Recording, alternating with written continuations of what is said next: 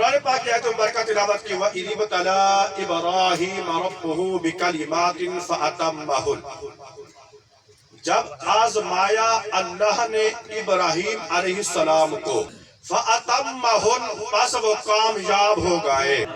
قَالَ وَمِنْ ذُرِّيَّتِي، ابراہیم علیہ السلام نے فرمایا مولا میری امت میں سے، قَالَ إِنِّي جَاعِلُكَ لِلنَّاسِ إِمَامًا، فرمایا جب ہم نے آزما لیا، ابراہیم علیہ السلام کامیاب ہو گئے، کامیابی کے بعد اللہ نے مرتبہ یہ عطا فرمایا انی جاعلک للناس اماما، ابراہیم علیہ السلام کو لوگوں کا امام بنا دیا۔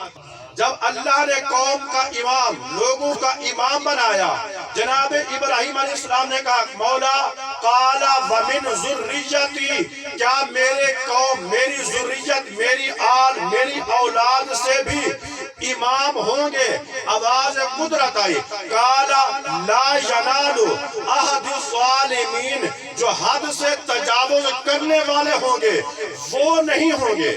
آیت کا مختصر سا ترجمہ تھا۔ ذوالحجہ کا چاند نظر آنے والا ہے، قربانیوں کے لیے لوگ بالکل تیار ہیں۔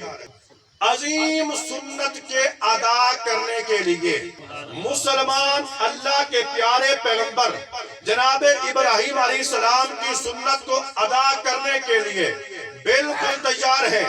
ہر ایک کے ذہن میں ہے قربانی کرنی، قربانی ہر صاحب نصاب پر واجب ہے، قربانی مسلمان پر واجب ہے، عورت پر واجب ہے، بالغ پر واجب ہے، شرط یہ ہے کہ وہ صاحب نصاب ہو۔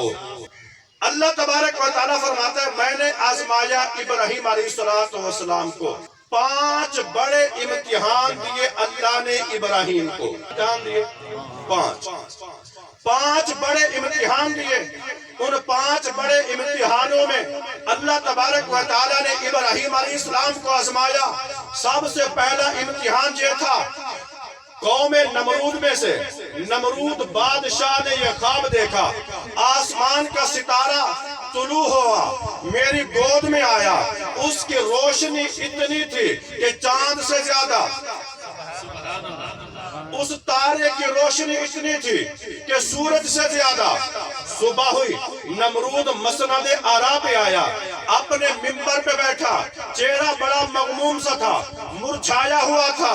کاہنوں نے پوچھا خیر تو ہے؟ مشیروں نے پوچھا آج حالت یہ ہے؟ کہتا ہے رات میں نے خواب دیکھا، آسمان کا تارا طلوع ہوا، میری گود میں آیا، روشنائی اتنی تھی کہ روشنائی اتنی تھی، چاند سے زیادہ تھی، روشنائی اتنی تھی، سورج سے زیادہ تھی، بس اس وجہ سے پریشان ہوں۔ معبرین نے تعبیر نکالی، نجومیوں نے ستاروں کی چال کو دیکھا،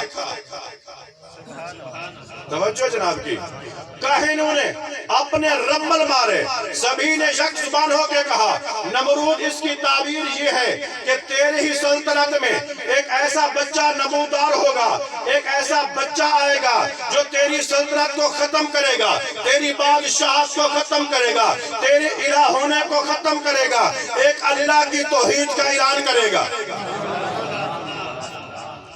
اللہ کے ایک ہونے کا اعلان کرے گا۔